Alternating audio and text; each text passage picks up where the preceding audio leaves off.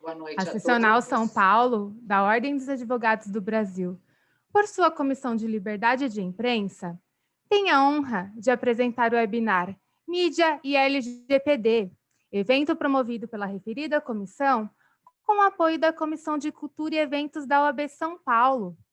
Informamos que este evento compactua com um dos objetivos de desenvolvimento sustentável estabelecido pela ONU, a saber, paz, justiça e instituições eficazes. Com a palavra, senhoras e senhores, doutora Marina de Lima Draibe Alves, presidente da Comissão de Liberdade de Imprensa da OAB São Paulo. Boa noite, muito obrigado a todos e a todas que estão aqui com a gente hoje, no nosso evento, falar um pouco de LGPD, ligado ao setor de mídia. É um grande desafio como Comissão de Liberdade de Imprensa falar desse tema, e por isso aqui essa seleção desse time muito especializado, com prática e teoria na área, que pode contribuir para essa jornada da LGPD que todas as empresas passarão. Em nome da OAB, muito obrigada, Raíssa, Ana Paula, Sandra, por terem aceito o convite. É uma honra para a gente estar aqui com vocês, dividindo esse conhecimento que vocês têm. Vou fazer uma apresentação rápida das nossas painelistas. A Sandra Rogenfisch atuou por mais de 15 anos como executiva jurídica regulatória num grupo de comunicação, atuando na área de radiodifusão, telecomunicações, audiovisual e concorrencial. Nos últimos 3 anos tem se dedicado a essa área de proteção de dados. A Ana Paula também tem uma jornada parecida com a da Sandra, teve papel executivo jurídico, dedicando também à radiodifusão, telecomunicação, concorrencial, e também estava dedicada, nessa última etapa, à proteção de dados. Tem LLM, liderança de pessoas, tem desenvolvido papéis como escritora, professora, palestrante, coach. Muito obrigada, Sandra, Ana.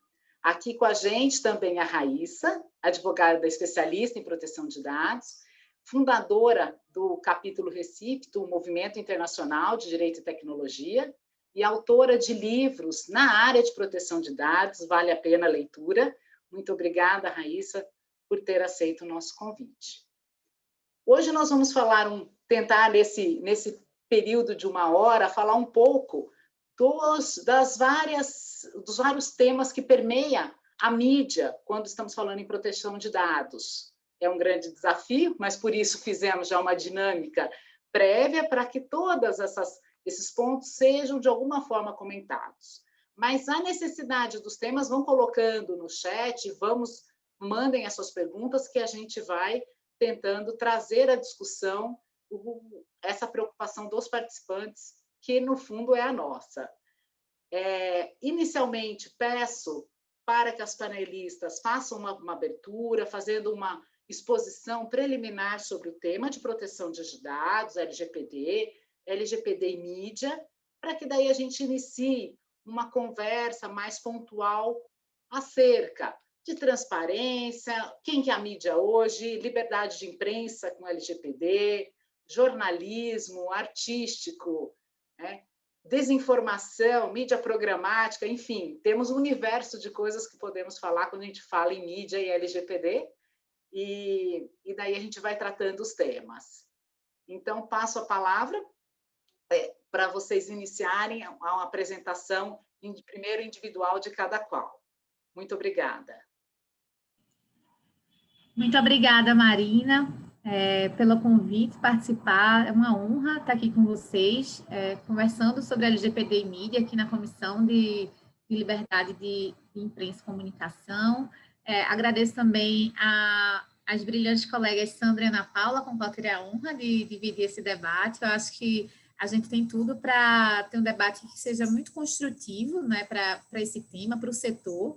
E eu tenho a oportunidade de estar com 2 colegas brilhantes, então isso é incrível.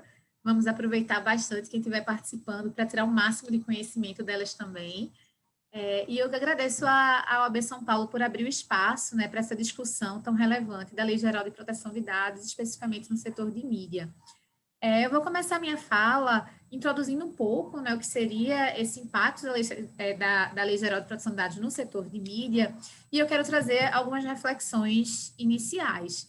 Então, em primeiro lugar, eu queria deixar claro, né, que a Lei Geral de Proteção de Dados ela já está em vigor e ela tem um impacto considerável em todas as áreas de negócio que tratam dados pessoais, não só negócios privados, mas também organizações públicas, e isso traz uma série de obrigações que as empresas vão precisar agora implementar, né, que pelo menos já deveria ter começado a implementar há algum tempo, né, a LGPD ela passou aí 2 anos que ela que ela não tinha entrado em vigor, que a gente estava esperando ela ser, de fato, né, que tivesse entrado em vigor, aconteceu agora esse ano, mas teve 2 anos aí de vacácio, que a gente fala que é o tempo que a lei tem para que as empresas se preparassem, as organizações públicas e privadas, para se adequar aos seus requerimentos, né? E muitas empresas deixaram para a última hora, outras se anteciparam, conseguiram trilhar esse caminho da melhor forma possível.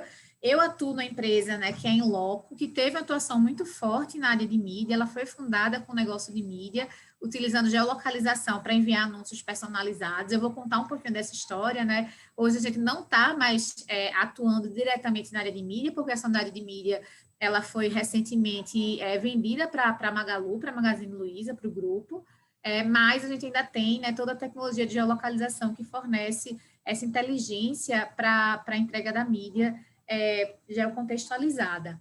Então, o que eu vejo hoje, né, que é importante a gente falar, é que a Lei Geral de Proteção de Dados tem vários princípios, mas eu quero destacar um deles, que é a transparência.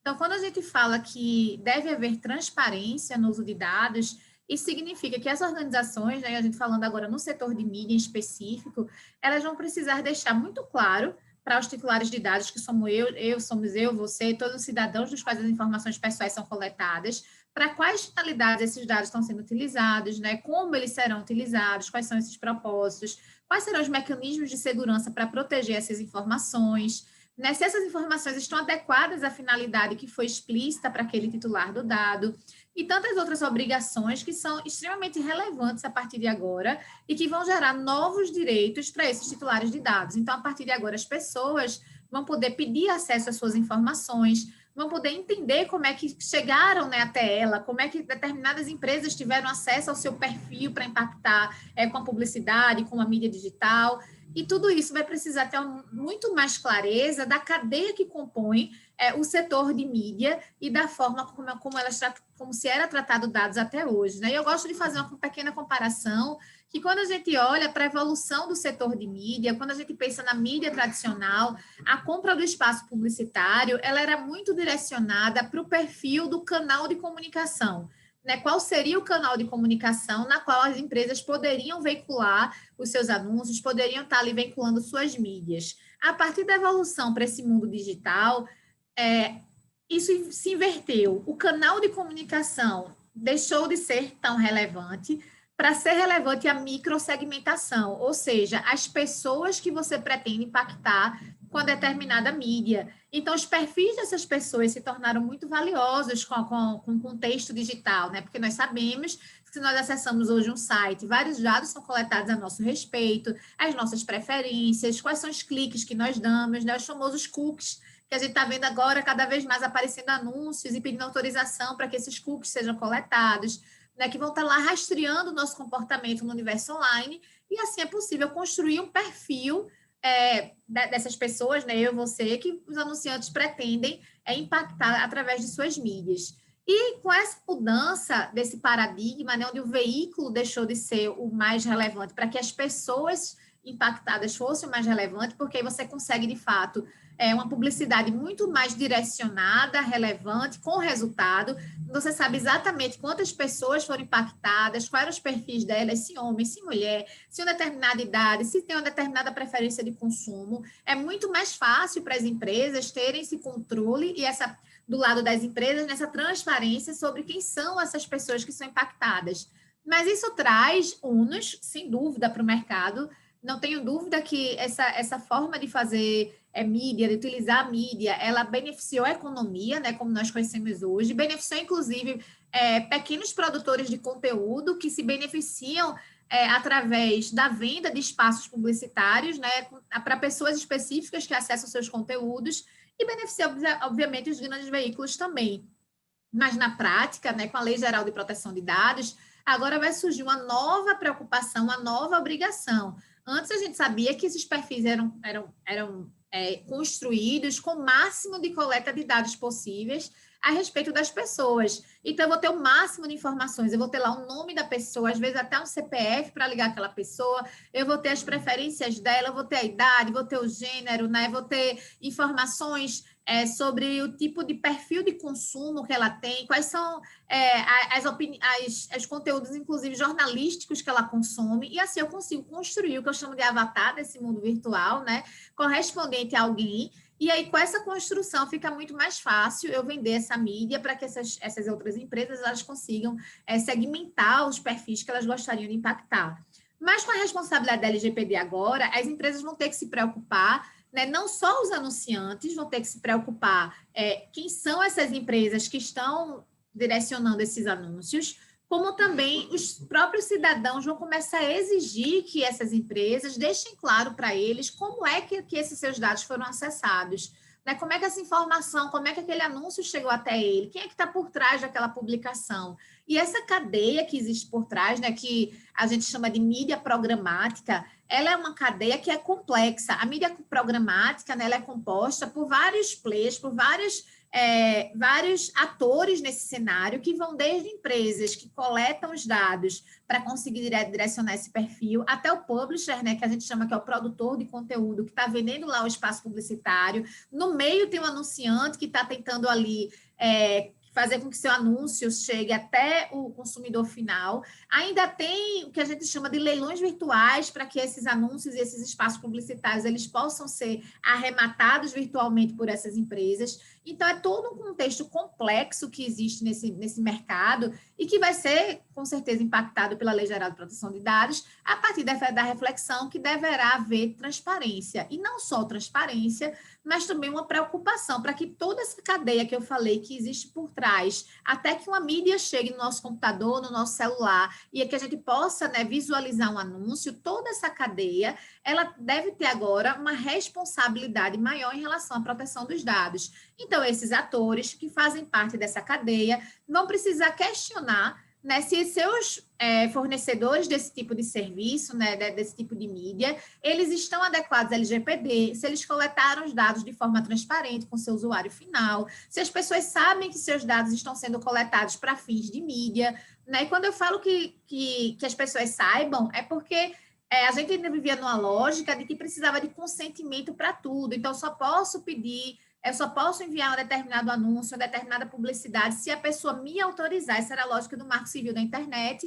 né, antes da LGPD entrar em vigor. A partir da entrada em vigor da LGPD, não necessariamente eu preciso do consentimento das pessoas, dessa lógica contratualizada. Eu posso também basear esse meu tratamento de dados no legítimo interesse de promover uma organização, uma empresa, né, que está querendo lá veicular seu anúncio, mas que também deve se preocupar com a expectativa daquela pessoa de que seus dados estão sendo coletados para essa finalidade, esse propósito, e para isso, claro, deve haver transparência, para que a pessoa saiba, mesmo que não haja a solicitação do consentimento, deve ficar muito claro para ela que seus dados estão sendo coletados para esse fim.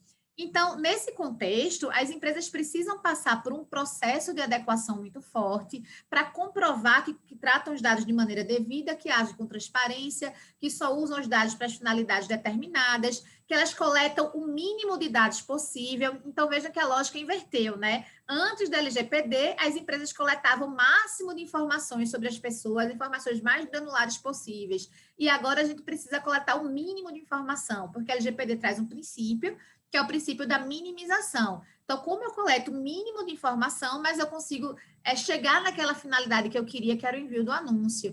Então, tudo isso precisa ser implementado. E essa cadeia, né, que está ali por trás precisa ter noção de que agora existe uma responsabilidade solidária, né, que se alguém dessa cadeia, né, eu costumo falar que é como se fosse um dominó. Se alguma pecinha desse dominó, a gente coloca assim enfileiradinho, né, em pé, cai, termina derrubando o resto, porque a responsabilidade é solidária. Então, as empresas precisam, em contrato, determinar quais são as obrigações, né, de cada uma em relação a esses dados pessoais, quais são as medidas que elas vão adotar para a segurança dessas informações, né, para que esses dados não vazem, para que as pessoas não sejam expostas. Como é que elas vão garantir os direitos dos titulares dos dados, que agora podem exigir, né, explicações sobre o uso dos seus dados. Então, tudo isso tem que estar muito claro e muito bem fundamentado nos contratos entre esses atores, para garantir que esses dados pessoais, né, utilizados para mídia não sejam utilizados de uma maneira indevida. E aí eu quero trazer um pouquinho da minha experiência prática para vocês, né? Como eu falei para vocês no início dessa conversa, eu sou responsável por uma área de proteção de dados dentro da Inloco, que é uma empresa de tecnologia, que desenvolveu uma tecnologia de geolocalização, que já ganhou prêmios como se a mais precisa do mercado global, 30 vezes mais precisa do que o GPS. Então, tem um potencial muito grande, talvez, de intrusão na vida das pessoas, se não fosse utilizada da maneira correta. Mas a Inloco teve, desde o início da sua fundação, que faz mais de 10 anos, a preocupação de criar uma empresa que protegesse a privacidade das pessoas. E, com isso, várias decisões foram tomadas. Então, por exemplo, coletar o mínimo de informações possíveis para conseguir atingir nossas finalidades. Então, como o primeiro produto que a Inloco criou foi um produto de mídia, né, que era enviar anúncio através do contexto de localização das pessoas. Então, por exemplo, se você passa, você está, sei lá, estou numa fase, eu agora, por exemplo, eu estou me mudando, então reformando um apartamento. Então, eu estou visitando muita loja de material de construção, muita loja de material de decoração, né, de mobiliário, de eletrodoméstico. Então, nessa fase, se uma empresa como a Inloco tem acesso à minha geolocalização, ela consegue enviar um anúncio direcionado. Então, ela vai saber, né, que tem um dispositivo eletrônico, um smartphone, porque o dado é coletado através do smartphone, que visitou uma loja X de eletrodomésticos, por exemplo. E aí ela pode me mandar um cupom de desconto, uma promoção, eu vou ficar feliz que eu estou num momento propício para receber, esse contexto tem a ver com o que eu estou buscando, né? Não é um anúncio que chega lá sem propósito, e esse anúncio é feito a partir da localização. Mas como a preocupação de privacidade e proteção de dados sempre permeou as nossas atividades, nós tivemos o cuidado, né, além de coletar o mínimo de dados possíveis, implementar todas as medidas técnicas e organizacionais para não reconhecer ninguém na nossa base de dados. Então, nós não coletamos RG, nós não coletamos CPF, nós não coletamos seu nome, nada que possa relacionar o dispositivo a uma pessoa física, uma pessoa natural, um cidadão comum, porque a gente entendia que assim a gente poderia preservar a privacidade das pessoas, medidas de segurança, como criptografia e outras, para que esses dados fossem protegidos e jamais a gente consiga reconhecer uma pessoa. Essa é uma lógica um pouco contrária ao que era feito no mercado até então, né? Porque a maioria das empresas de publicidade iam no caminho de coletar o máximo de dados possíveis, e a gente foi no caminho de coletar o mínimo de dados possíveis há, sei lá, 10 anos atrás. Então, isso teve um grande diferencial no mercado. E quando surgiram esses regulamentos de proteção de dados, e primeiro tudo isso começou pelo regulamento europeu, né, a GDPR, a Europa tem um regulamento geral que impôs ao mundo uma agenda de proteção de dados, porque ela colocou lá no regulamento dela de que aquelas empresas que quisessem tratar dados pessoais, coletar informações, manter relações comerciais em território europeu, precisariam estar adequadas, né, a esse regulamento europeu, e para ter transferência internacional de dados, os outros países precisariam ter um nível adequado de proteção de dados como a Europa tem. Então, lá em 2017, quando o GDPR entrou em vigor, a Inloco teve o cuidado, né, além de toda a preocupação que a gente já tinha, de anonimizar ao máximo as informações, de não reconhecer as pessoas, de começar um projeto de adequação ainda ao regulamento europeu, para que a gente pudesse tratar esses dados pessoais da melhor maneira possível. Então, esse processo que começou em 2017, né, se estendeu e se solidificou com a entrada em vigor com a promulgação da LGPD, né? A lei foi publicada, ela não entrou em vigor imediatamente, teve 2 anos aí para as empresas se prepararem, mas, em 2018, a gente já tinha um programa de governança em privacidade, que hoje é uma exigência da lei, né, as empresas implementarem. Então, a gente já implementava melhores práticas, porque a gente tinha olhado para a lei mãe, vamos dizer, da LGPD, que é a GDPR, não, a LGPD é inspirada. Então, isso nos ajudou muito a demonstrar nossas melhores práticas para o mercado, a influenciar, inclusive, né, os nossos parceiros a também implementarem práticas de respeitar a privacidade e proteger os dados dos seus usuários, a implementar padrões altos de segurança, né, políticas que são transparentes para qualquer pessoa que acessar o nosso site e quiser entender como a Inloco trata os dados. Então, tudo isso é importante nessa jornada. E aí, né, muita gente pensa, a LGPD entrou em vigor agora, mas a gente ainda não tem uma autoridade, daqui a pouquinho nossas colegas vão falar sobre isso. Então, essa lei ainda vai demorar para ser fiscalizada, ela vai demorar para pegar, porque agora que as empresas estão acordando, eu gostaria de alertar que não é bem assim, né? Ainda em 2018, né, foi logo no início da publicação da LGPD, né, logo passou por uma investigação pelo Ministério Público. Eu estou falando porque a investigação pública foi anunciada em várias mídias, né, em vários veículos de comunicação na época, mas, na verdade, o Ministério Público de Brasília, né, na comissão específica de proteção de dados, ele abriu esse inquérito não com base em uma denúncia de uso ilegal de dados ou de um vazamento de dados, por exemplo, que é super comum, mas, na verdade, para entender como a Inloco estava coletando aquelas informações, como ela protegia aquelas informações e se, de fato, haveria transparência com esses titulares de dados, né? Se a gente estava lá de alguma forma adequada à LGPD, e vejam que em 2018 a LGPD não estava em vigor. Todas as empresas estavam começando, né, a entender o que seria aquela lei. Mas, como a gente já tinha essas melhores práticas, né, no desenho, né, no design dos nossos produtos e serviços, a privacidade e a proteção de dados era um ponto central. A gente já tinha uma área especialista no assunto dentro da empresa. Isso facilitou muito esse processo de esclarecimento junto ao Ministério Público. Então, durante 18 meses, nós prestamos todas as informações necessárias para demonstrar a boa-fé da empresa e as boas práticas relacionadas à proteção de dados e privacidade, a nossa conformidade com a Lei Geral de Proteção de Dados e Privacidade, com o Código de Defesa do Consumidor, com o Marco Civil da Internet, né, com outros dispositivos que também tratavam dados pessoais, para mostrar que o nosso produto, que na época era voltado para o produto de mídia, nesse questionamento, ele era legal. E aí, depois de 18 meses, né, que agora eu falo com tranquilidade, mas não recomendo para ninguém passar por uma diligência como essa, né? É sofrido a gente receber críticas, as pessoas questionarem, não saber o que está acontecendo, os clientes lá querendo saber o que houve, para haver uma investigação, não foi fácil, mas teve que lidar com essa crise, e ainda bem que nós tínhamos comprovações, nós tínhamos documentos, nós tínhamos melhores práticas para comprovar que a gente já estava em conformidade com os regulamentos de proteção de dados, né? Porque a gente começou lá atrás com o GDPR. Então, eu nunca digo que uma empresa está 100% pronta, a gente sempre está implementando a lei. Não vai ter esse ponto que a gente vai dizer, fiz tudo, vou dormir tranquilo, não tenho mais nada a fazer. Não é isso que eu quero passar aqui, tá? Não quero dizer que a Inloco estava perfeita e que não tem mais nada a fazer. Sempre a gente vai ter melhorias a implementar, sempre vão ter novos usos de dados, sempre vai ter que ter uma consciência muito forte do que precisa ser feito para comunicar bem o seu programa para as autoridades, para os titulares dos dados, para os parceiros, né? As atualizações dos contratos. Então, sempre vai ter melhorias, mas naquela época a gente já tinha muito a mostrar em termos de medidas técnicas e organizacionais que visavam a proteção dos dados pessoais e a conformidade com a LGPD. Então, com isso, né, apresentando tudo isso, a gente apresentou, inclusive, um relatório de impacto à proteção de dados, que é um documento exclusivamente exigido pela Lei Geral de Proteção de Dados, não tem nenhuma outra lei no ordenamento jurídico brasileiro que exija uma documentação como essa. Então, para vocês verem, a lei não estava em vigor, teoricamente, nem poderia ser exigido esse documento, mas naquela época, em 2018, já foi exigido. Na verdade, o documento foi exigido em 2019, né? A investigação começou em 2018, mas se prolongou em 2019, a gente apresentou esse relatório de impacto à proteção de dados, que descreve lá quais dados são coletados, quais são todas essas medidas que eu falei aqui que são importantes, né? Como nós implementamos para assegurar que a empresa, de fato, respeita a privacidade e protege os dados dos titulares que ele tem acesso. Então, com isso, o inquérito foi felizmente encerrado, né? A gente conseguiu sair vitorioso desse processo. Então, o inquérito foi encerrado em dezembro do ano passado, eu acho que foi isso, mas foi publicado nesse ano, encerramento, se eu não estiver enganada. Mas em dezembro a gente já sabia que o próprio promotor de justiça, ele solicitou o arquivamento do inquérito, e o fundamento foi que a empresa estava adequada às legislações que tratavam de proteção de dados, e também que era impossível identificar uma pessoa na nossa base de dados, né, através das diligências e auditorias que foram feitas.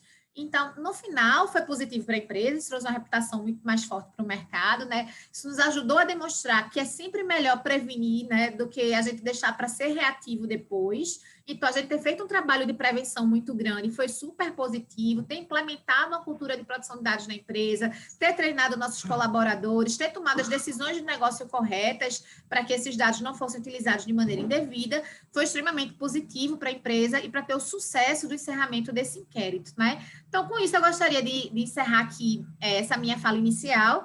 dizendo para vocês que a Lei Geral de Proteção de Dados ela veio para ficar, agora não tem mais para onde correr, né?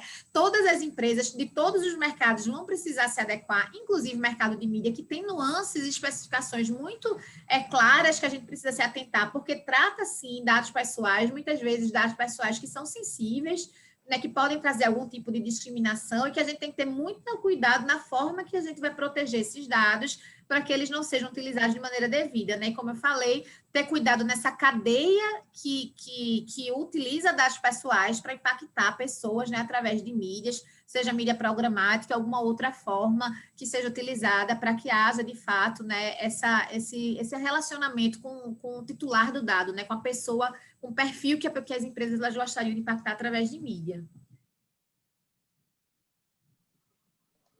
Muito obrigada, Raíssa. Fez uma ampla exposição e uma sensibilidade sobre o tema e trazendo o que já vivenciou, o que mostra a criticidade do assunto, quando nós vimos que mesmo sem a legislação já houve investigações e longa a esse respeito. Então, o fato de ainda não termos sanções administrativas em vigência não traz para a gente nenhum conforto em ignorar a LGPD. Então, acho que esse é o primeiro alerta que a gente tem que deixar muito claro, embora as sanções administrativas não estejam vigendo, mas não por isso podemos ignorar a LGPD. Muito obrigada, Raíssa. Passo para a próxima panelista.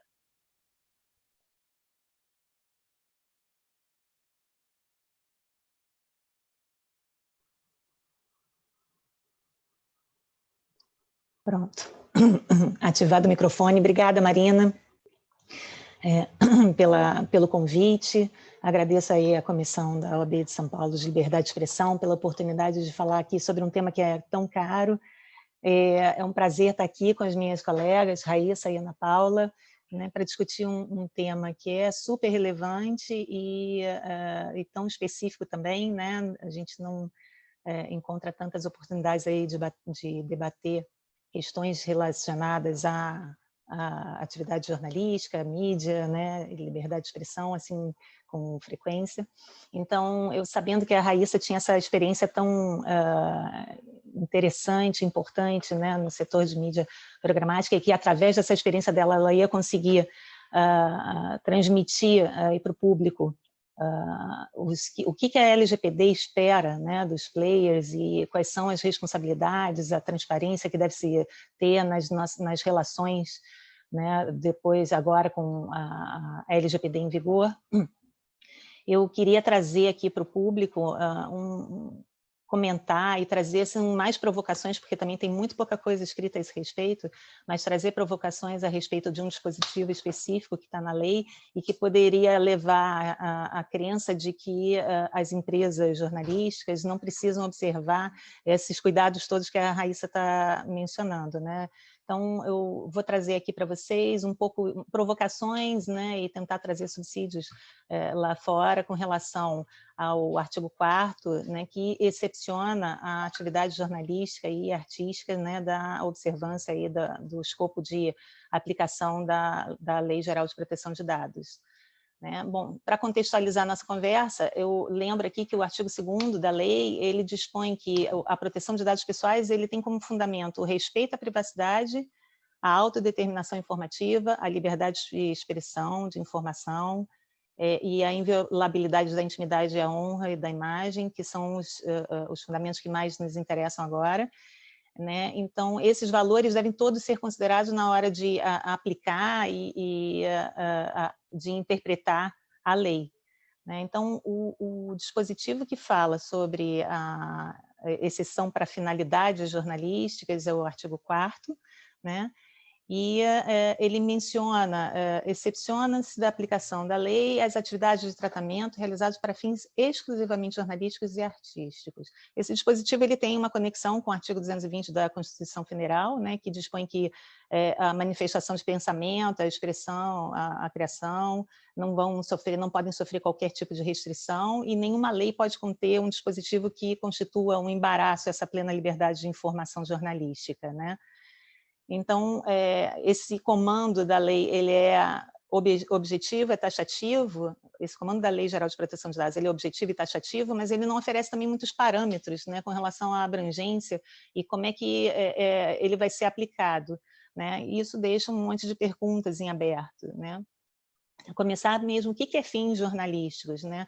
A gente não tem no nosso arcabouço uma definição para atividade jornalística, né? Desde 2009, quando o STF julgou lá a DPF 130, que considerou que a lei de imprensa não foi recepcionada pela Constituição, a gente não tem nenhum outro normativo que fale sobre isso, né?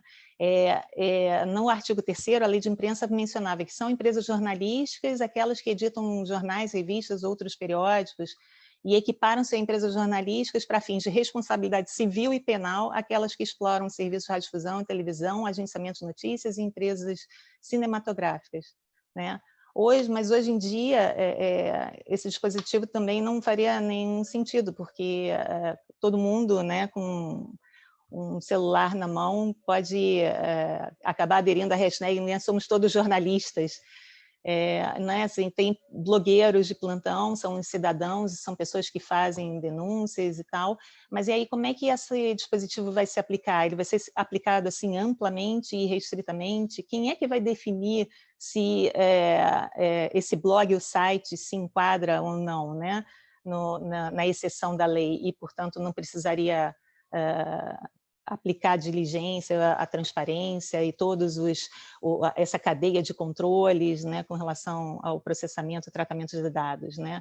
Então, assim, existem sites jornalísticos que não têm uma pretensão jornalística, né? Ela é uma mera interação social, né? E, portanto, eles se beneficiam da exceção que também está prevista no artigo 4º, que é para o tratamento realizado por pessoas naturais com fins exclusivos, particulares e não econômicos, né? Em outra situação, você tem sites que se destinam à promoção de serviços e produtos e eles não teriam um interesse público envolvido, né, para justificar a exceção.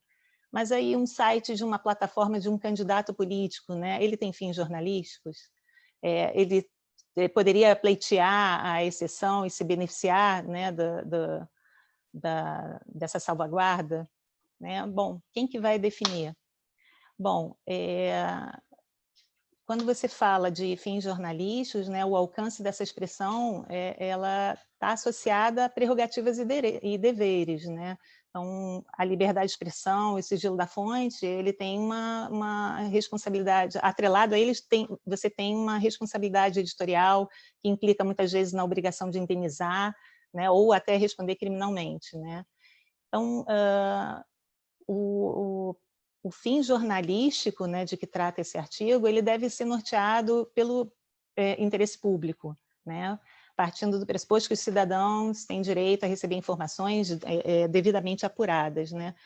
E aí, se você colocar isso fazendo alguns exercícios práticos, né, uma matéria jornalística que correlaciona características físicas de atletas ao seu desempenho em campo, ela claramente estaria excluída, né, da aplicação da LGPD, podendo se beneficiar aí da exceção do artigo 4º.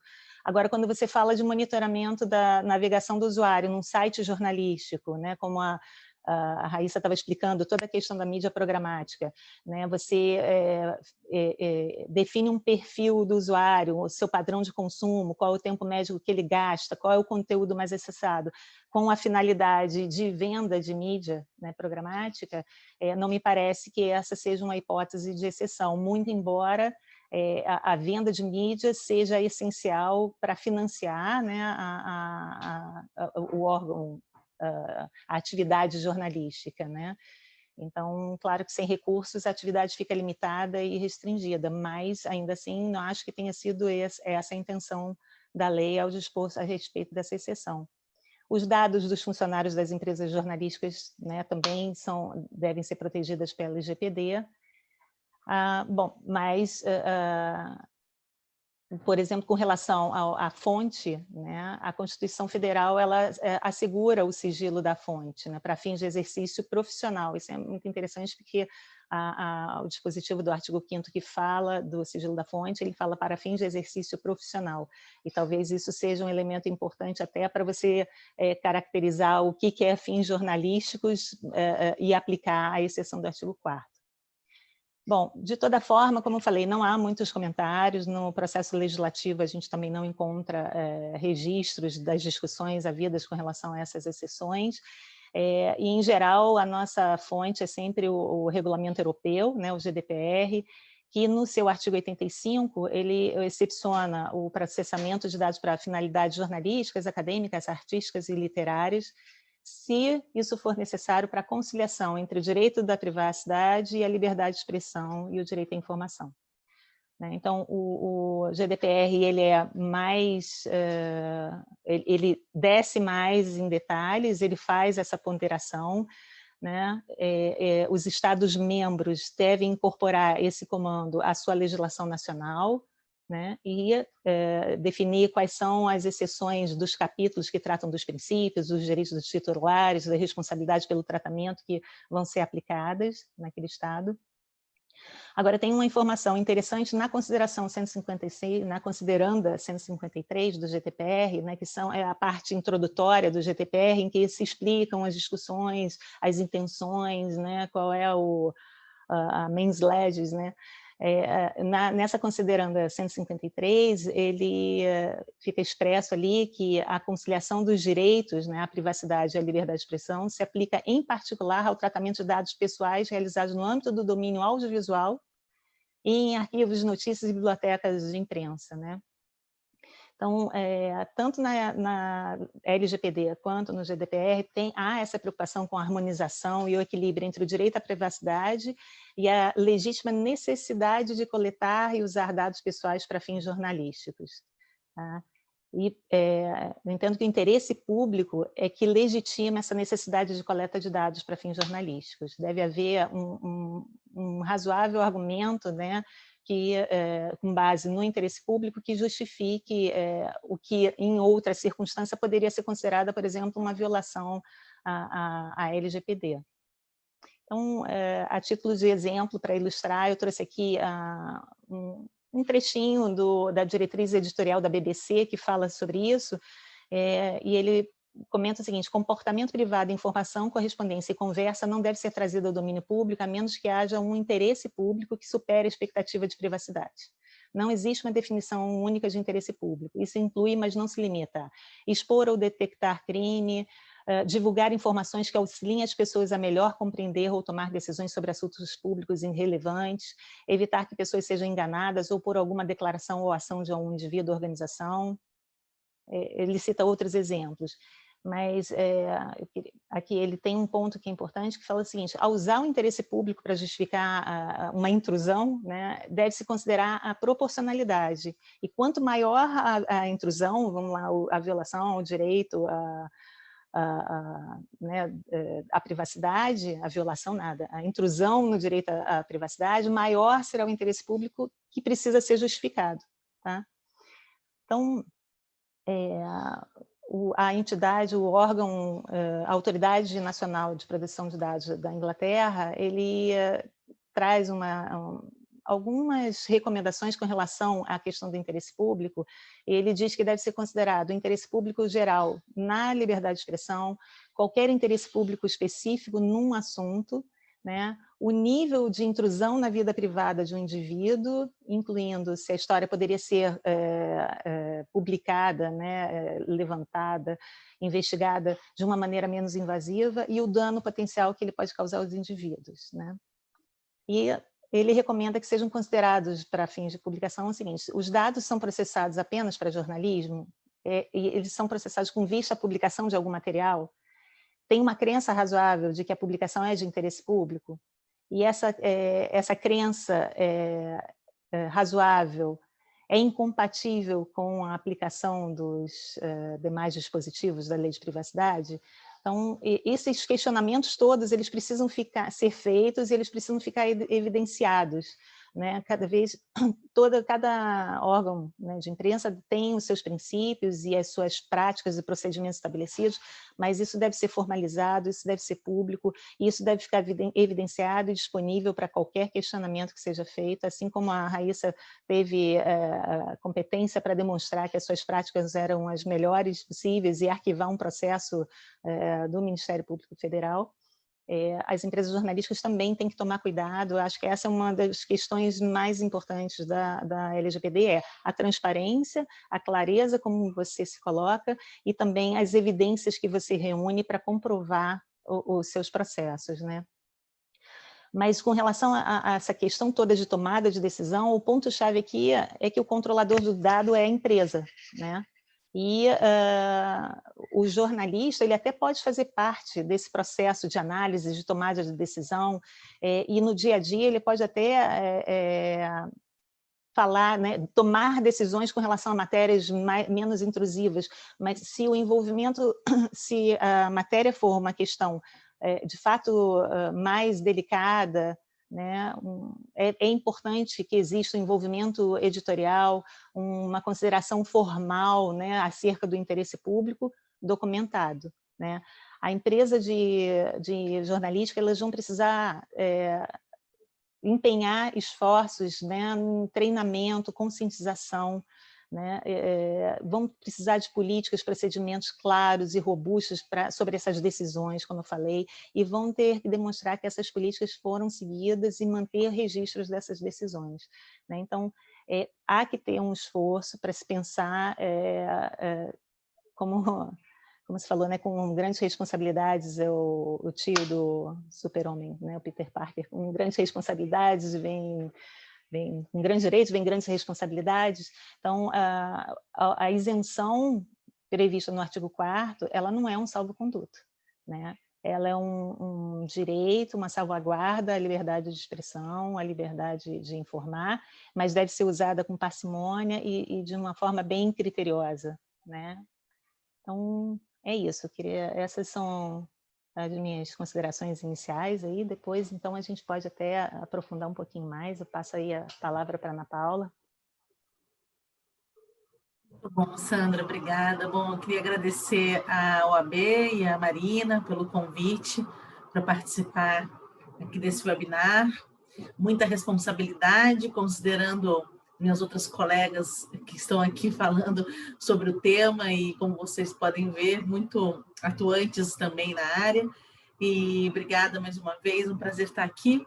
E, bom, enfim, eu já conhecia, antes de eu entrar no meu assunto, que eu vou falar um pouquinho sobre a Agência Nacional de Proteção de Dados, eu acabei acompanhando de perto, né, Raíssa, um pouco o que você passou nos últimos anos com a questão dessa fiscalização, desse interesse pelo desenvolvimento das atividades da empresa.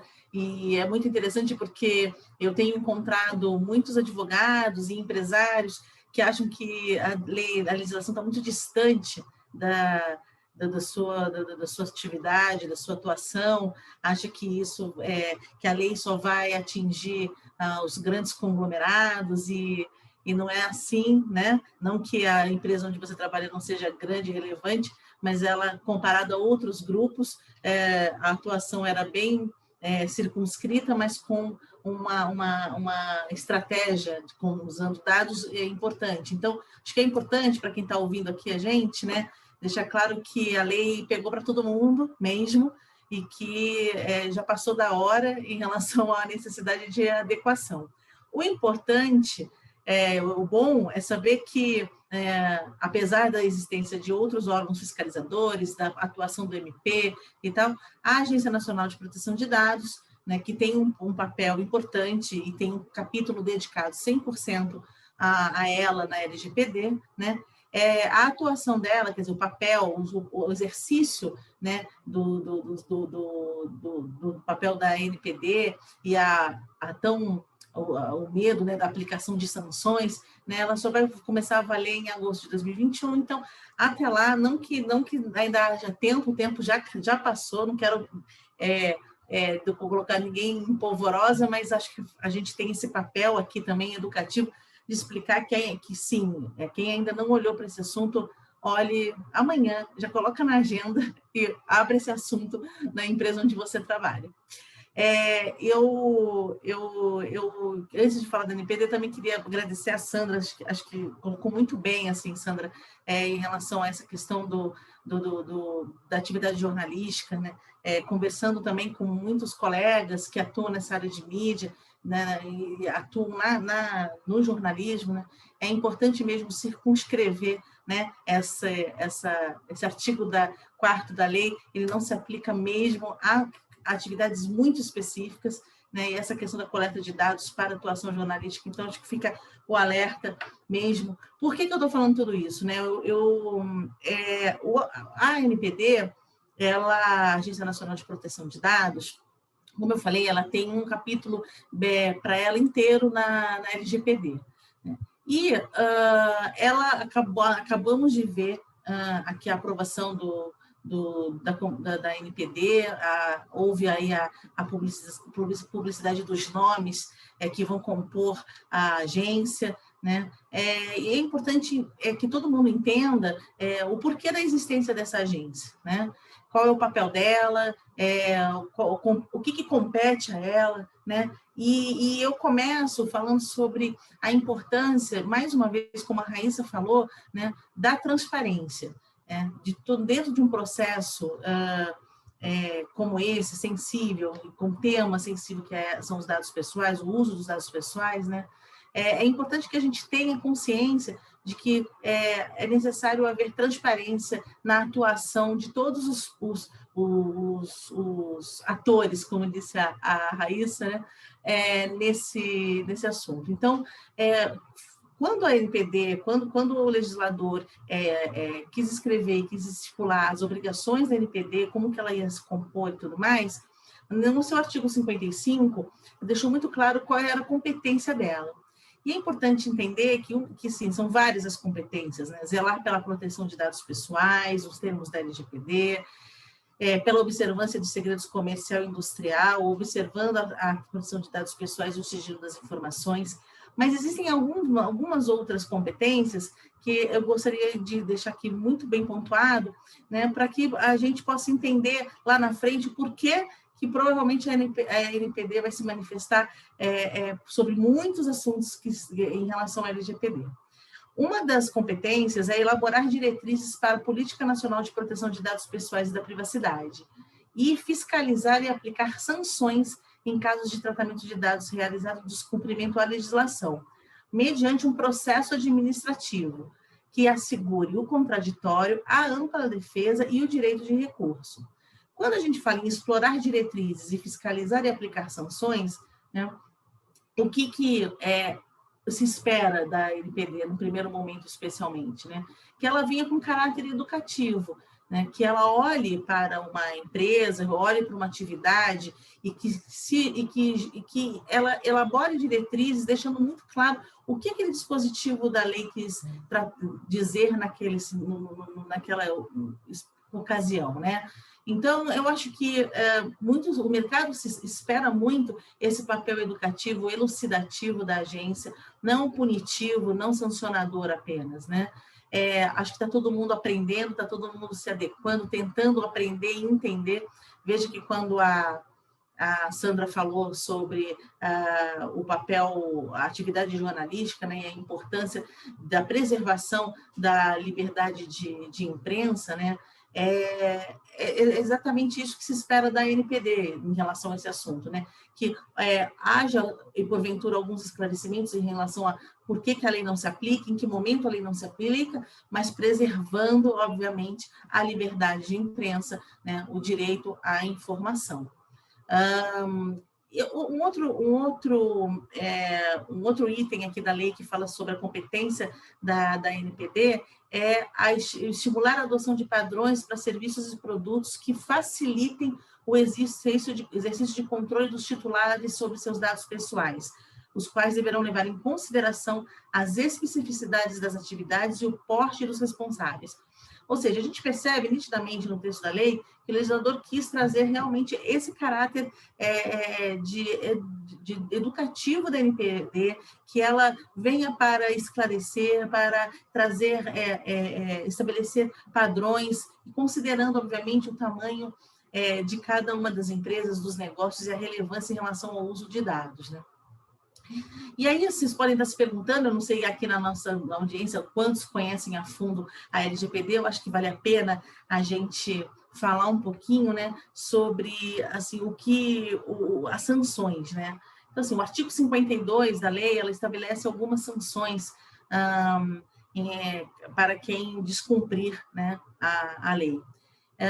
E é interessante, né, porque vai desde a advertência, com indicação de prazo para adoção de medidas corretivas, ou seja, entra o que eu falei do caráter educativo, né? Falou, olha, eu estou aqui te advertindo você, a NPD entende que você cometeu um ato, uma infração à lei, e tome as providências para que você esteja em compliance com a lei, né? Até multa. E essa multa, ela é uma multa de até 2% do faturamento da pessoa jurídica, né? É limitada a 50 milhões de reais por infração, né? Até a obrigação de publicização da infração, né? Que, na verdade, isso, se vocês forem pensar, pode custar mais caro do que a própria multa, né? Porque a partir do momento em que você é obrigado a publicar a sua infração e como foi a ocorrência do vazamento de dados, por exemplo, né? Isso pode gerar um dano à imagem da empresa, né? Maior do que qualquer multa que possa ser aplicada, porque você ser obrigada a publicar o motivo pelo qual você descumpriu a lei, né? E quais foram os danos causados aos clientes, aos consumidores, por exemplo, né? É algo muito grave. Então, eu venho aqui um pouco, eu quero deixar aberto para as perguntas, para a Marina poder abrir aqui e fazer as perguntas, mas eu queria deixar aqui um ponto para reflexão de todo mundo que está ouvindo aqui a gente, colegas, advogados ou empresários que estejam aqui ouvindo, né, que, na verdade, estejam preocupados com a adequação à lei, né? Até porque quando a gente fala em mídia, né, a mídia exerce vários papéis, como a gente pode ver aqui na explanação da Raíssa e da Sandra, né? O papel de informar, o papel do entretenimento, de entreter, né? Mas as empresas, elas têm como receita, né, a verba publicitária também. E aí, quando se pensa em toda essa cadeia, como bem explicou a Raíssa, né, então, dentro de todos esses papéis da mídia, ela também tem que levar em consideração que a responsabilidade dela em relação às suas atividades comerciais também.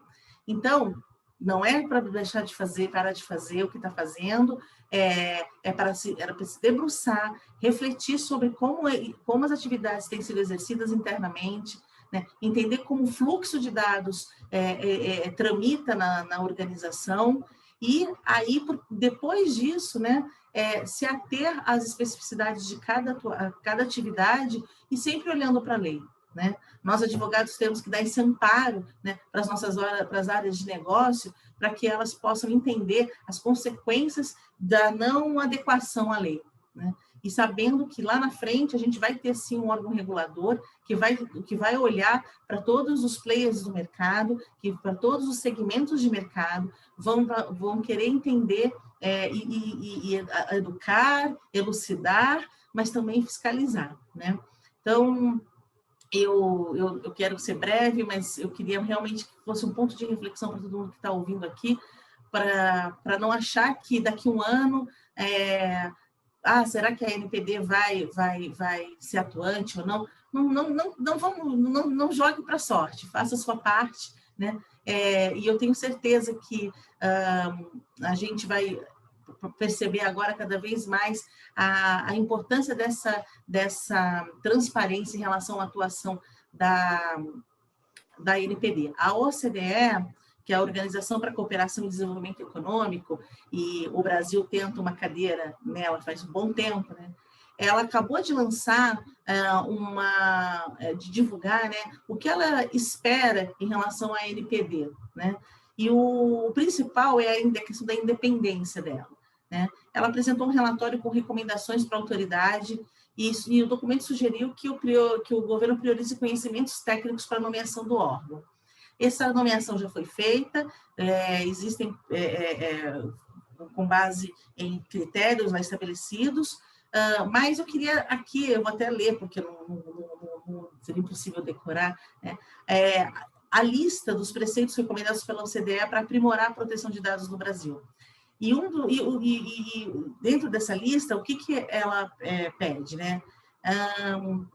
Garantir que as regras sejam transparentes, imparciais e baseadas em conhecimento técnico, esclarecer as responsabilidades e tarefas do Conselho Nacional de Proteção de Dados Pessoais, estabelecer regras claras em relação à tomada de decisões no âmbito da NPD e a sua implementação pelo Conselho Diretor, garantir ou adequar um orçamento previsível para a NPD por meio de um processo transparente. Vejam, né, que muitas das recomendações trazem na sua escrita a palavra transparência, né? Então, todo mundo exige essa transparência da agência, mas a gente também tem que fazer o contraponto em relação às empresas, né? O quão transparentes as empresas estão sendo com os seus consumidores, com os titulares de dados, né? Então, eu queria fazer um convite a todos que trabalham, né, que estão nas empresas e que se deparam, os colegas que se deparam com um assunto proteção de dados, né, que façam essa pergunta internamente, o quanto nós estamos sendo transparentes também enquanto usamos os dados pessoais na nossa atividade do dia a dia. Então, era isso. Marina, eu não queria me alongar muito, eu espero não ter estourado tanto tempo assim. Não, essas colocações das três foram complementares e foram sensacionais. Aqui temos muitas perguntas, já estamos indo para 57 minutos de evento, então, assim, o que eu vou propor para vocês é fazermos as perguntas de uma forma bastante objetiva, para que a gente possa atender, porque as perguntas estão muito boas, os comentários, acho que estão muito em linha do que vocês estão colocando, então pegar um pouco de conhecimento de vocês. Tem uma primeira questão aqui, eu vou pedir para a Sandra comentar, que é a respeito. Qual o primeiro desafio para implementar a LGPD em uma organização?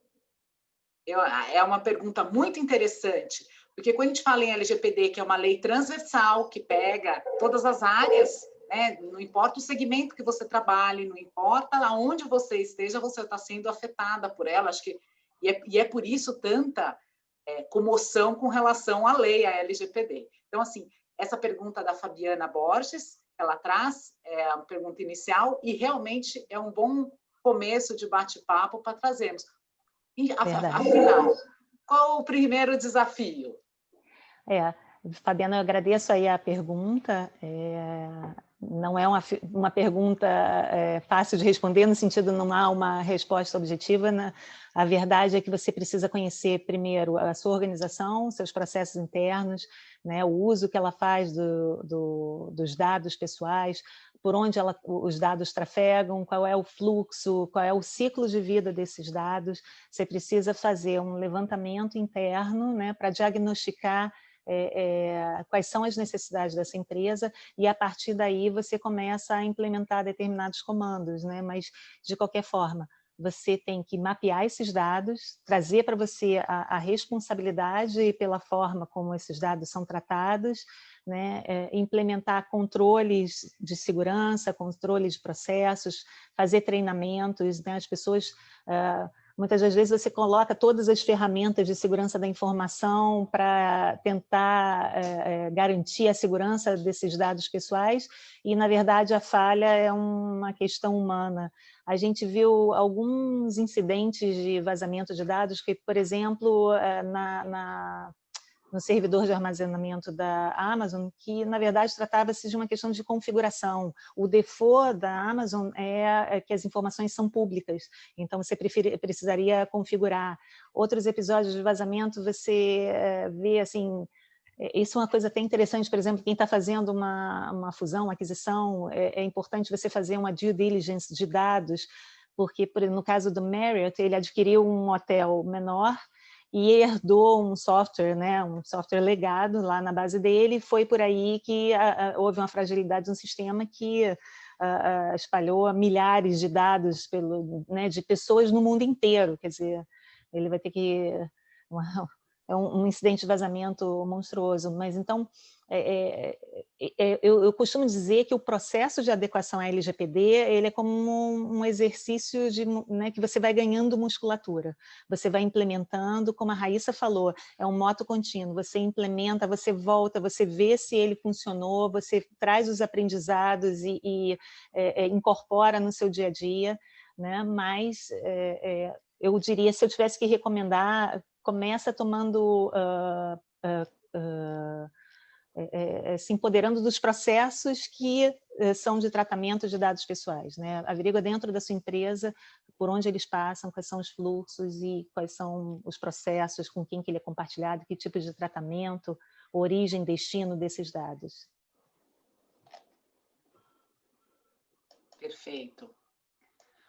Aqui uma segunda questão que foi colocada é a respeito da LGPD, se ela tem maior relevância para quais áreas mais do que as outras, se sim, se ela tem essa relevância mais para uma área do que para outra, em quais áreas elas são imprescindíveis o aprofundamento nessa lei.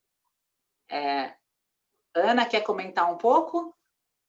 Quero sim, eu tenho participado de alguns projetos de adequação LGPD, e é impressionante como algumas áreas pensam que assim, não, mas aquela área ela é muito mais relevante, porque ela vai usar muito mais dados pessoais, e não, a gente não tem que separar por relevância. Aquilo que a Sandra falou muito bem, primeiro tem que entender, né? Olhar para a organização, entender os processos internos, né? Claro que tem áreas que vão realmente fazer uso de dados pessoais com mais frequência do que outras, mas quando a gente olha para a organização, a gente tem que olhar todos os fluxos e entender que, muitas vezes, aquele dado que está sendo usado naquela área com mais frequência pode ser usado em outra. Então, muita gente pensa que assim, a LGPD, eu queria que a Raíssa falasse um pouquinho da experiência dela quando ela começou a implementar, né, na empresa, isso. Muitas, na verdade, as pessoas acham que a LGPD ela tem impacto maior no RH, né, porque tem dados dos funcionários, e muitas vezes no marketing, mas que as outras áreas não, e não é bem assim, né? Então, essa é a importância de se conhecer, como a Sandra falou, muito bem os seus processos internos e as atividades de cada uma delas. Dentro disso, então, o início de tudo vamos mapear processos e informações dentro da organização. Esse é o V0 para qualquer um. V0 para qualquer um. Perfeito. Aqui eu vou dirigir para a Raíssa a pergunta: se há diferença do impacto da LGPD em médias e pequenas empresas para as grandes corporações, como esse impacto se dá nessas diferentes empresas, diferentes tamanhos de empresa?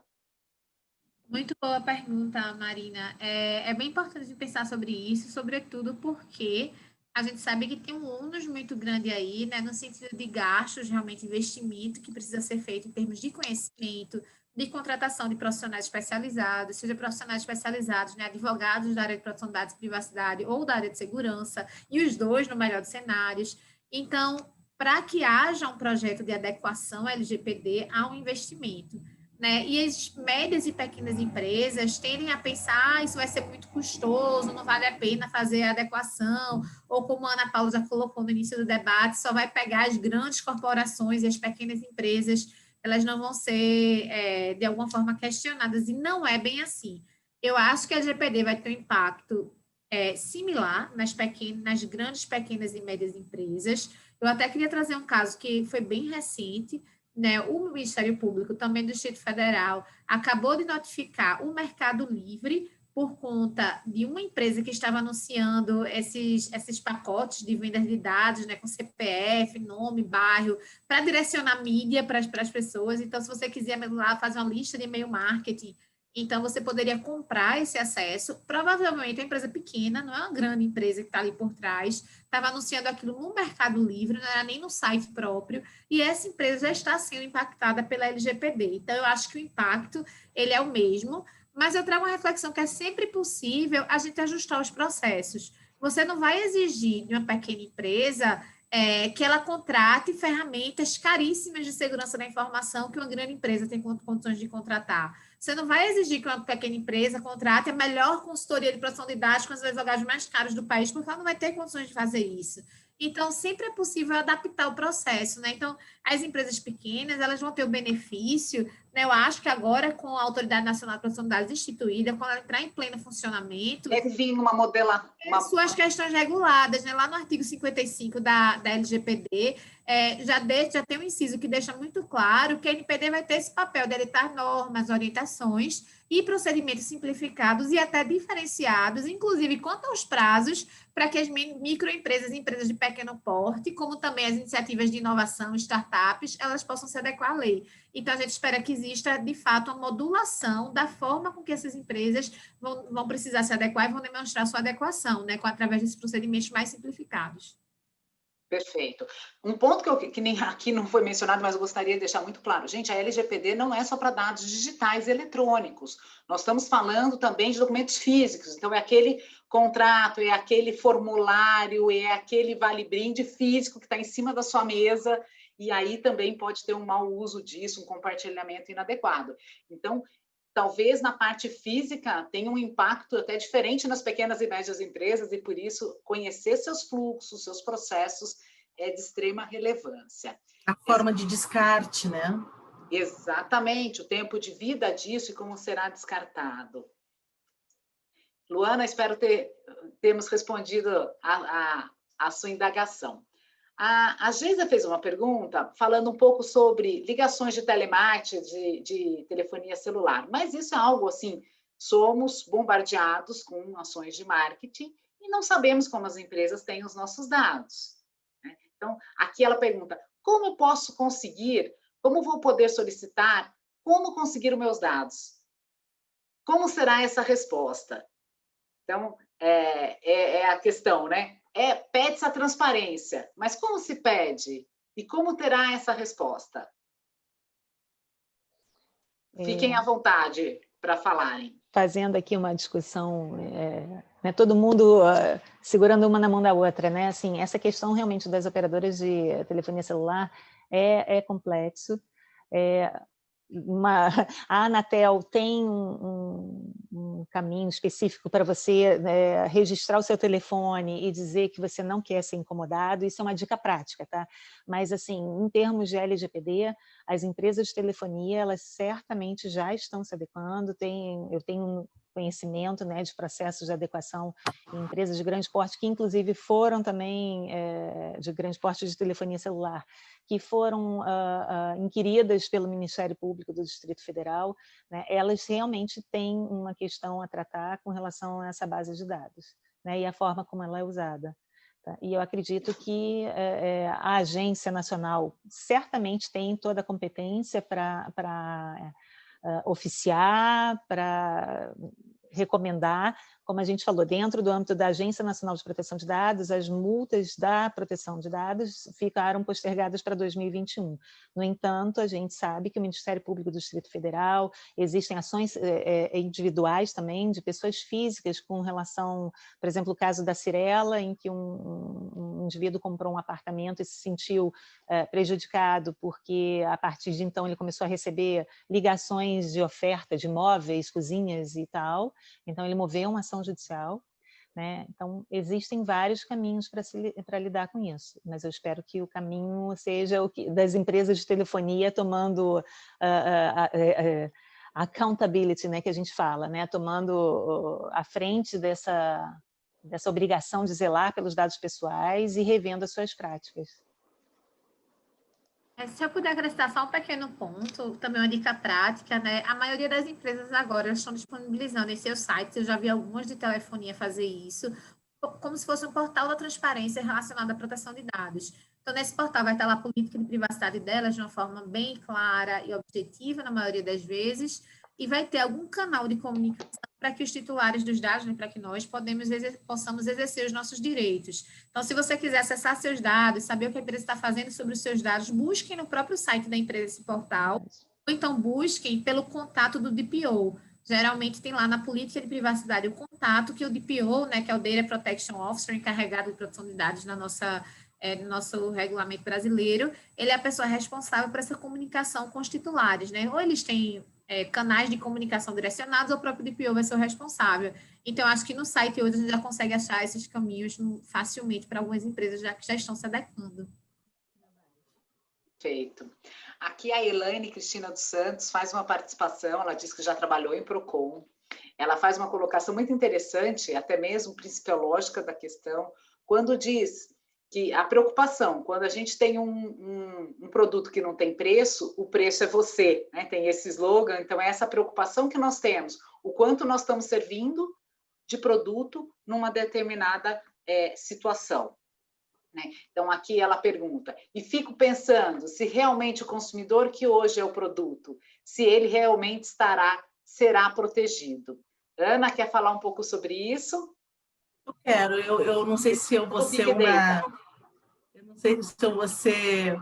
eu espero ser bem compreendida, mas eu acho que é importante também agora cada cidadão entender, conhecer a lei, né? Assim, não a lei como nós advogados lemos, né? Assim, mas entender que eles têm direitos, né?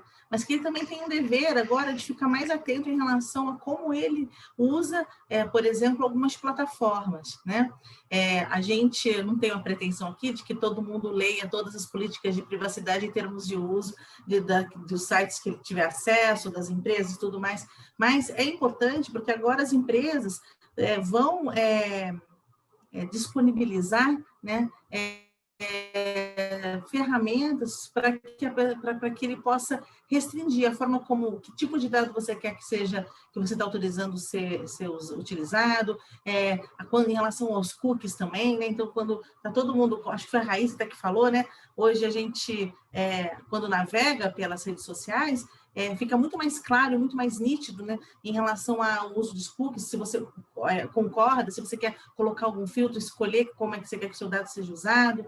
Então, assim, é óbvio que é um desafio, claro que a gente sabe que nós viramos um produto, principalmente quando a gente fala em uso gratuito, né, de muitas ferramentas e de muitas plataformas, né? Mas a gente tem o dever como cidadão de ficar mais atento, mais alerta e para entender como que o nosso dado está sendo utilizado, né? Não estou querendo em nenhum momento justificar o uso não autorizado de dados ou o mau uso dos dados pessoais, mas acho que a gente tem que ter essa via de mão dupla, né? A empresa tem que fazer o seu papel, é um desafio, óbvio que é um desafio, né? E eu não estou romantizando, não quero romantizar a questão, mas também o cidadão tem que estar mais atento e assim, diligente em relação aos seus dados pessoais. É o meu entendimento. Por favor, Sandra, Raíssa. Não, eu acho que sim, acho que o consumidor está mais atento, eu acho que ele vai passar, conhecendo os direitos do titular, ele vai passar a exercê-los mais. Eu queria só acrescentar que a LGPD, dentre os fundamentos, você tem né, o princípio da autodeterminação informativa, e as empresas, isso quer dizer o seguinte, a tomada de decisão por parte do titular tem que ser embasada em informações claras a respeito do tratamento, né, como é que ele vai ser usado e tal. E eu acho que também tem a parte das empresas de educar, especialmente nesse mundo digital, é importante, quer dizer, é impossível para uma pessoa física entender todos esses meandros, por exemplo, não é nem entender ela pode entender, mas tomar à frente e verificar todo esse processo de uma mídia programática, por exemplo. Então, mas é importante que as empresas sejam mais claras e transparentes possíveis, e é isso que a LGPD está pedindo delas, que diga aos titulares como é que esses dados serão utilizados, qual é a finalidade, que recolham a menor quantidade de dado possível para a finalidade que o dado é coletado, né, que é o princípio da minimização. Então, é um trabalho de conscientização, de divulgação, de educação bem forte, uma mudança cultural que para a gente é recente. Na Europa, desde 1980, a OCDE já fala de transferência de dados, né? Na Europa teve a Convenção 108, a Diretiva 95, e aqui no Brasil, de repente, a gente entendeu que tem direitos, né? Então, realmente é uma mudança de cultura bem grande e vai demandar esforços de todo mundo. Perfeito. Eu quero só complementar, porque a Elaine agradeceu a minha resposta e falou assim, penso que o consumidor, sendo produto, ele é hipossuficiente. Sim, de fato, nessa cadeia, né, o consumidor, o titular dos dados, ele, ao meu ver, ele está numa hipossuficiência. Mas eu acho que a gente não pode, como todos nós, né, titulares de dados pessoais, a gente não pode se furtar, né, em conhecer agora os nossos direitos e também ser mais diligente com os nossos dados, né? Mas não excluir e nem estigmatizar os agentes dessa cadeia. Eu acho que é a evolução desse papel que nós estamos falando, quando falamos em adequação, de proteção de dados, é educacional, é de compliance, é de adequação, sem transformar isso em uma nova forma de litígios infindáveis, fontes de enriquecimentos ilícitos, ou de um lado ou para o outro, sem estigmas dos agentes. É uma forma entendendo como, né, dentro dos direitos fundamentais, o seu direito à privacidade, que você exerça dentro de uma cidadania. Pelo menos, acho que o princípio tem que ser, que norteia, tem que ser essa. Como estamos aqui num tema de liberdade de imprensa, o Sidney Moreno Pinheiro fez algumas colocações, mas eu vou aqui direto na questão que ele pediu para que vocês falem, porque nós estamos num adiantado tremendo e temos várias questões ainda, eu receio que não conseguiríamos abordar todas. Mas ele traz o tema da fake news, sem dúvida. Em tempos de fake news, gostaria de saber pelas palestrantes sobre o sigilo da fonte. Quando nós estamos falando ainda em tratamentos de dados internacionais, muitas vezes você está podendo falar que o tratamento está acontecendo lá fora, né? Não aqui. Então, os tratados, acordos comerciais e o Brasil nessa pós-pandemia. A LGPD está sendo monitorada em todas as áreas, mas tem essas nuances que pode fugir do controle. Então, trazer esse tema, fiquem à vontade para vocês debaterem. Simples, né? A pergunta, ela abrange muita coisa, mas eu queria só startar, porque ela é realmente muito instigante, lembrando o seguinte, recentemente, em setembro, numa reunião da UIT, que é o organismo da ONU que trata dos tratados internacionais de telecomunicações, os reguladores lançaram um documento que, agora eu me lembro, mas eu posso procurar e colocar no link, e que ele fala das melhores práticas para esse mundo digital. Né? Tá aqui, olha, ele fala da regulação colaborativa da quinta geração. Tá? Então, ele diz que a regulação tem que ser aberta, colaborativa, que as empresas e os reguladores têm que estar disponíveis para lidar com esses adventos novos, né, com essas plataformas todas. A estrutura regulatória tem que ser fundamentada na existência de um processo regulatório aberto, inclusivo e orientado para o aumento de transparência. Tá? Para o aumento de transparência, da ética, da confiança em todo o processo regulatório. Tá? E ele diz o seguinte, eles reforçam que regras claras, fortes e aplicáveis relacionadas à governança de dados, além de fornecer uma adequada proteção digital do consumidor, criam um sistema previsível e estruturado para fazer negócios digitais. Eles recomendam que plataformas digitais adotem e implementem novos códigos de conduta para tratar de temas como desinformação, proteção do usuário infantil e esforços de conscientização e alfabetização digital. Quer dizer, é só para dizer ao Sidney que os reguladores no mundo inteiro estão preocupados com essa questão, né, e estão encontrando formas para lidar. Mas a questão das fake news, você vê muitas iniciativas, né, pontuais, as plataformas começam a fazer até moderação de conteúdo, que eu questiono também, né, sei lá, são elas as pessoas mais adequadas? Você tem outras iniciativas como o Sleeping Giants, que eles tentam ir na fonte, né, das campanhas de desinformação, para não usar o termo de fake news, que ficou um pouco deteriorado, né? Então, o que eles fazem? Eles identificam anúncios em sites completamente comprometidos e mostram para o anunciante onde é que né, a sua publicidade está sendo veiculada. E o objetivo é realmente cortar a fonte desses sites que veiculam desinformação, notícias falsas, ou que têm um viés, ou divulgam violência e tal.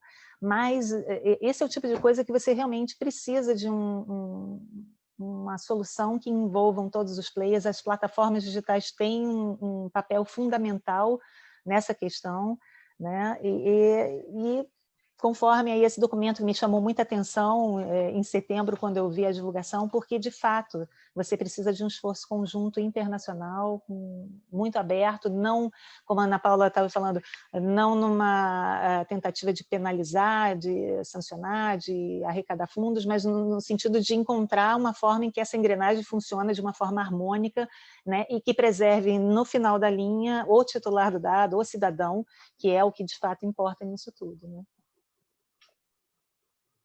Muito bem. É complexo o assunto, mas concordo com o que a Sandra falou e sem cooperação internacional eu acho que a gente não fica inviável tomar qualquer medida. Raíssa, tem alguma coisa?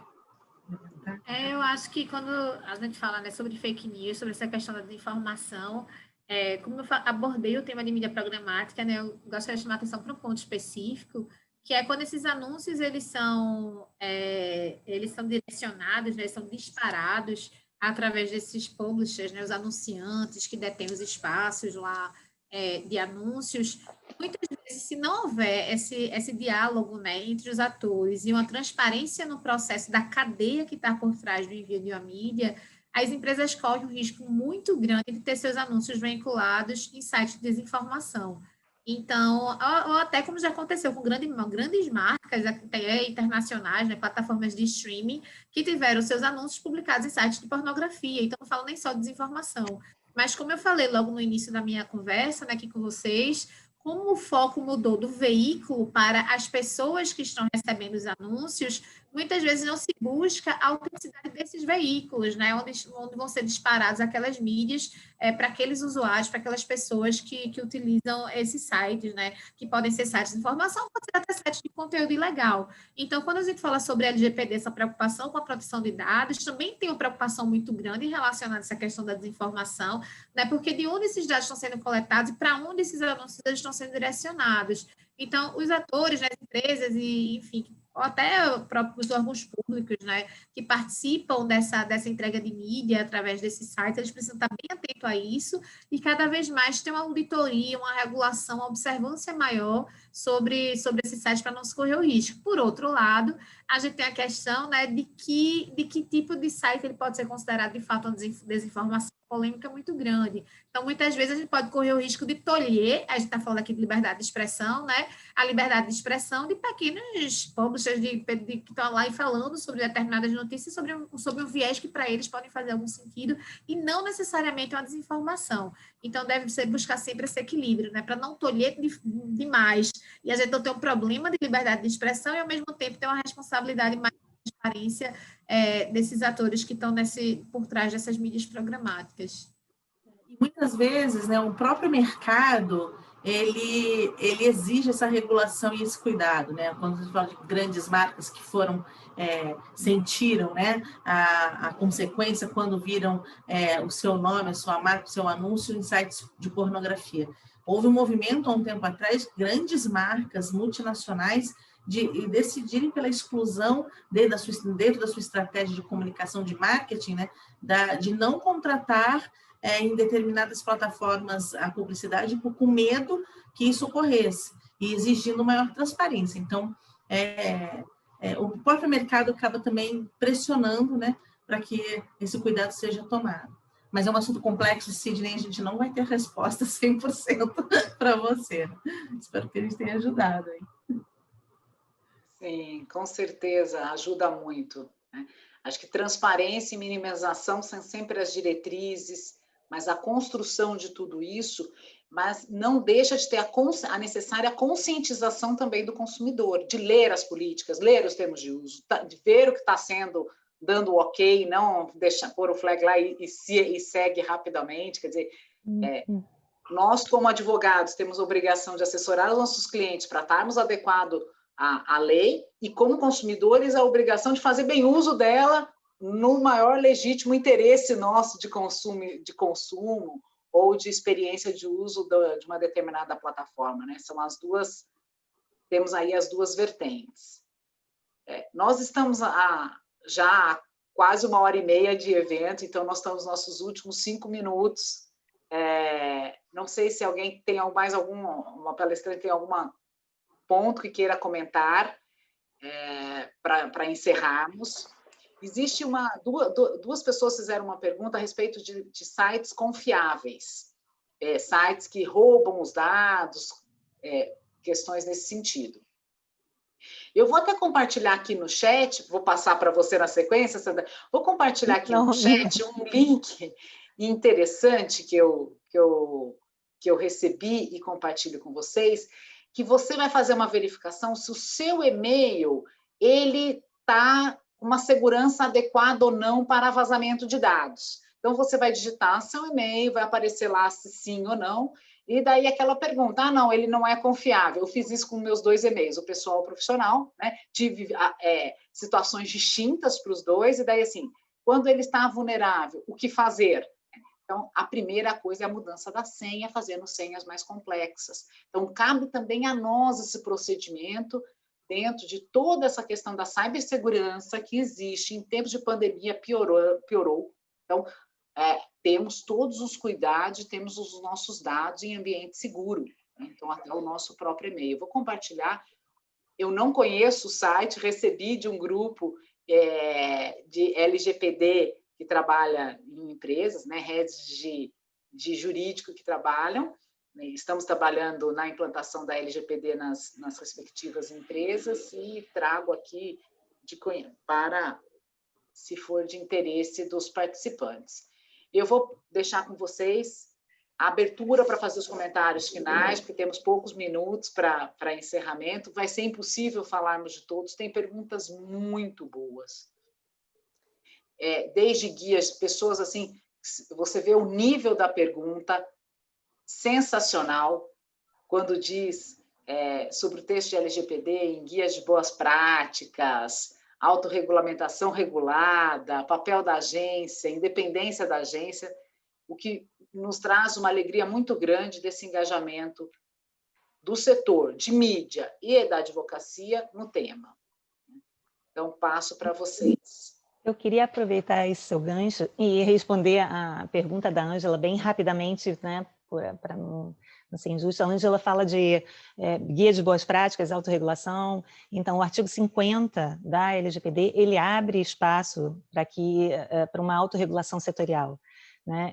Eu acredito que, e dentro de tudo que a gente já falou, né, do papel da NPD, dessa regulação de 5ª geração, eu acredito que um setor que consiga tomar a frente e propor regras de conduta, né, códigos de conduta, guias, procedimentos que podem ser adotados, reconhecidos como boas práticas para esse setor, ele sai na frente, porque a lei também fala que a ANPD pode reconhecer essas regras.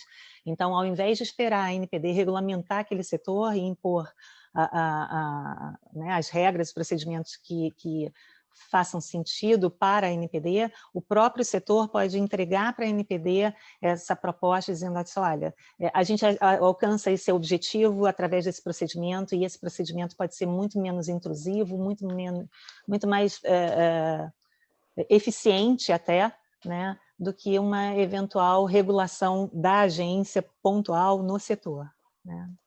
Até porque, né, Sandra, o trabalho da ANPD vai ser hercúleo, né, no início principalmente, e se ela verificar que tem algum setor que já está amadurecido em relação a isso, talvez ela receba muito melhor. Eu acredito nisso, assim, porque vai ser um auxílio, inclusive, né, para eles. Com certeza. Raíssa, quer fazer alguma colocação? Gostaria, por último, de agradecer, né, mais uma vez a oportunidade do debate, agradecer as perguntas, as pessoas que participaram ativamente agora até o fim, mandando perguntas excelentes. Raíssa, Deixa eu te perguntar uma coisa, puseram aqui, a figura do encarregado, algo que nós não falamos mesmo nesse debate como um todo. Em rápidas palavras, fala um pouquinho disso para a gente, acho que isso interessa a todos e é também uma carreira para profissionais da advocacia poderem seguir, por que não? São novas oportunidades. Fez a pergunta para a pessoa certa. Perfeito, Marina. A gente agora tem, né, abriu-se um leque e uma oportunidade incrível para profissionais que são estudiosos, querem se aprofundar sobre o tema de proteção de dados e privacidade no Brasil, eles poderem atuar numa área específica, né, que é como encarregado de dados, que é a denominação que a LGPD dá, ou o DPO, que é o Data Protection Officer, de acordo com a GDPR, mas é a mesma figura. A diferença é que na nossa lei, né, a lei deu uma ênfase muito grande que o papel desse DPO, né, desse profissional, vai ser de se comunicar com a Autoridade Nacional de Proteção de Dados e com os titulares dos dados, né? Então, em caso de... Desculpa, pessoal, que vai atrapalhar um pouquinho. Um minutinho só. Eles só latem na hora das palestras. Na hora da palestra. Mas em caso de... Desculpa. Em caso de qualquer questionamento pela autoridade ou pelos próprios titulares de dados, é o DPO que tem esse papel. E também, em caso... É claro, se o DPO é responsável por todo o processo de adequação dentro da empresa, né, por instruir a empresa nas melhores práticas e dar todo o suporte para que ela possa, de fato, adequar a LGPD. Então, no caso, eu sou o DPO da empresa e surgiu no mercado agora várias vagas, isso é até uma pesquisa da APP, que é a entidade internacional, né, de proteção de dados e privacidade, falando que no Brasil nós vamos ter, eu acho que em média, 50 mil postos de DPO abertos no Brasil. Eu acho que eles fizeram um cálculo lá e chegou a esse número. Então, é uma oportunidade muito grande, eu acho que para todo mundo que tiver interesse no assunto poder se aprofundar, porque, de fato, todas as empresas no Brasil não se criou uma exceção para isso, todas as empresas precisariam, né, que são controladoras de dados, precisariam indicar um DPO.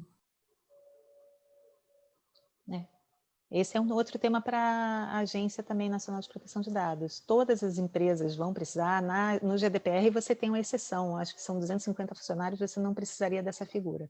Então, cabe à ANPD também né, sentar sobre esse tema e estabelecer algum corte. Sim, até pela razoabilidade, a proporcionalidade, porque Perfeito. O empreendedor no Brasil não pode ser sempre apenado. É isso. Bom, eu queria então encerrar aqui a minha participação agradecendo mais uma vez. Foram horas muito felizes, não só pelo tema, mas por reencontrar amigos tão queridos, pessoas tão queridas como vocês. E obrigada à plateia, à audiência, né, por um evento online, 1h30 já. Espero que a gente possa ter ajudado, esclarecendo algumas questões, mas o assunto é muito extenso e... Marina, acho que o pessoal vai querer ouvir mais coisas de outros convidados também, mais pontos. Então, obrigada mais uma vez pelo convite tão bacana. É um privilégio poder estar aqui mesmo. E obrigada. Sandra?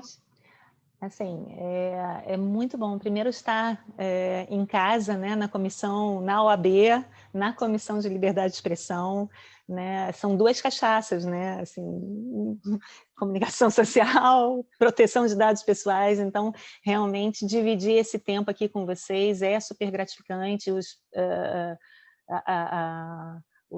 participantes foram super incríveis, né, com cada pergunta mais elaborada do que a outra, e realmente isso é muito bom, porque ninguém tem respostas prontas. Isso é outra coisa que eu queria deixar aqui de recado, ninguém tem resposta pronta para a proteção de dados, não tem um formato que você pega e faz isso, né? Então, que é muito bom por um lado, por outro exige um empenho, um esforço, um comprometimento, a tomada de responsabilidade por esse processo. Exatamente, Sandra. Por não ter resposta pronta, acho que a gente sempre vai conseguir um caminho para alcançar. Exato. E essas perguntas que são feitas, elas acrescentam muito para a gente também, porque elas nos obrigam a pensar e elaborar em cima de temas que eventualmente já estavam lá como garantidos e você revisita. E como a proteção de dados, né, como o programa de adequação à proteção de dados, você está sempre, né, é o ciclo de PDCA, se não me engano, mas é um ciclo de revisitação, você vai implementando e vai ganhando musculatura, né? Assim a gente aprende também com os participantes.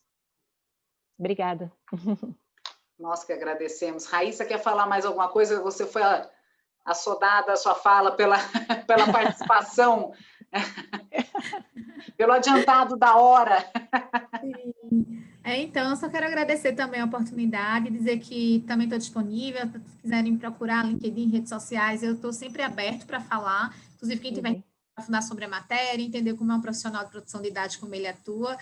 Sempre recebo pedidos de colegas, de indicação de bibliografia, de livros.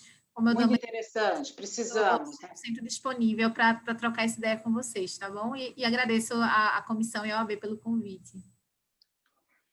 Eu queria só pedir desculpas àqueles que ficaram sem resposta, mas é Sim, isso. Acho que sinto todas nós muito. estamos disponíveis e a gente pode Exato. continuar essa Eu conversa. acredito que aqui nós tenhamos um gancho de fazermos eventos um pouco menores e mais temáticos. Nós deixamos o tema bastante aberto e o que acredito que a gente possa desmembrar isso em alguns subtemas e fazermos como live, como coisas assim. Eu acho que vale muito, tem muita conversa ainda. Boa ideia. Falarmos de regulamentação, falarmos um pouco de desinformação, falarmos de programática, dados sensíveis. Quer dizer, assim, a gente tem ainda muitos desdobramentos, acho que cabe aqui a gente fazermos daí coisas mais temáticas.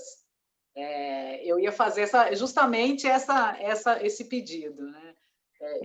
Hoje eu estou falante, né? Não estou deixando encerrar, desculpa, gente, mas assim, só para registrar que a gente está a 1h30, né, de evento com 146 pessoas, né? Assim, eu acho que fico muito feliz de ter conseguido prender a atenção desse público, né, durante essas horas e até agora, né? Bacana. Digo mesmo, muito bom. Muito obrigada por terem ficado até o fim. E também estou disponível pelo LinkedIn. Se quiserem, a gente continua, troca uma bola por lá. E, Marina, OAB, acho que vocês têm aí ainda um desafio muito grande mesmo de desmembrar o assunto. Vamos. Porque é o que a Sandra falou, é um eterno aprendizado, ninguém é dono da verdade, a gente sabe o que está na lei, sabe das boas práticas, o exemplo da Raíssa foi excelente, né, o case, para mostrar como todo mundo está aprendendo e enfrentando aí os questionamentos. Até a próxima. Muito obrigada. Eu quero agradecer a Ana, a Raíssa, a Sandra por terem me aceito e participado, terem pensado na estrutura desse evento. Quero agradecer a sempre presente Daniele, nossa secretária da comissão, que sempre nos apoia e mantém o ritmo da comissão, trazendo eventos, essa abertura ao público, essa contemporaneidade dos assuntos. Quando a gente fala liberdade de imprensa, são vários vieses que nós temos e estamos sempre aí atentos a trazê-los nos pontos que são importantes. Então, muito obrigado. Eu realmente fiz a mesa de palestrantes do meu sonho, então, muito obrigada pelas 3 terem aceitos, porque foram as primeiras opções e o Dream Team que eu queria e funcionou. Então, em nome da OAB, agradeço imensamente. Muito obrigada, OAB, por abrir esse espaço para que possamos fazer esses debates. São muito enriquecedores. O advogado tem um papel importantíssimo na construção da cultura, né, de desenvolvimento. E aqui estamos, então, dentro do nosso ofício e dentro das nossas carreiras, trazendo esse crescimento. Com esse debate, eu agradeço a participação de todos. Foi um imenso prazer. E faço o encerramento desse evento. A todos e a todas, uma ótima noite. Obrigado pela presença, pelo prestígio e se cuidem. Um abraço. Tchau. Tchau.